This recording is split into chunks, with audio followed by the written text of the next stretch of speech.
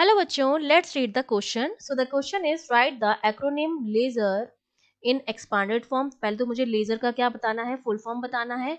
और in second part state any 4 reasons for preferring diode lasers as light source for optical communication link. मुझे diode laser को क्यों use करना चाहिए as a light source, उसके 4 reasons मुझे बताने हैं. So I am writing the key concept of this question है. तो सबसे पहला पार्ट है, मुझे लेजर का फुल फॉर्म बताना है. तो सबसे पहले हम बताएंगे लेजर का फुल फॉर्म. इसका फुल फॉर्म होता है L is for light, A is for amplification, amplification,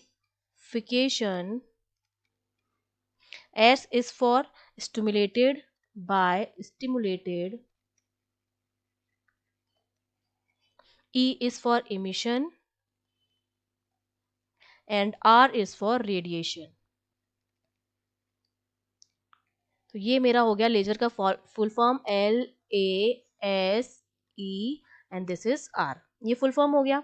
अब सेकेंड पार्ट में मुझे क्या बताना है, 4 रीजंस बताने हैं कि क्यों हम लेजर डायोड्स यूज करते हैं in compare to other light sources.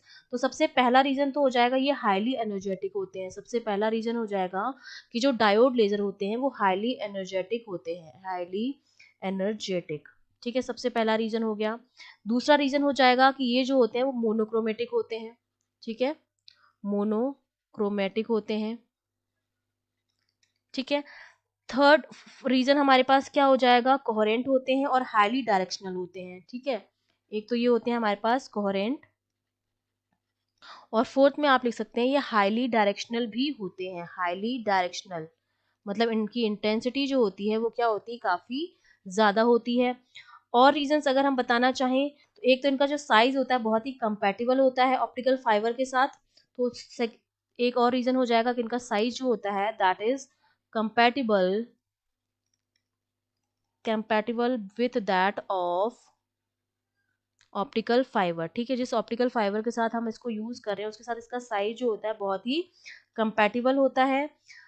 Further अगर मैं कुछ रीजंस की बात करूं तो एक रीजन मेरे पास आ जाएगा थर्मल स्टेबिलिटी. इनकी जो स्टेबिलिटी होती है, थर्मल स्टेबिलिटी बहुत ही ज्यादा होती है, स्टेबिलिटी.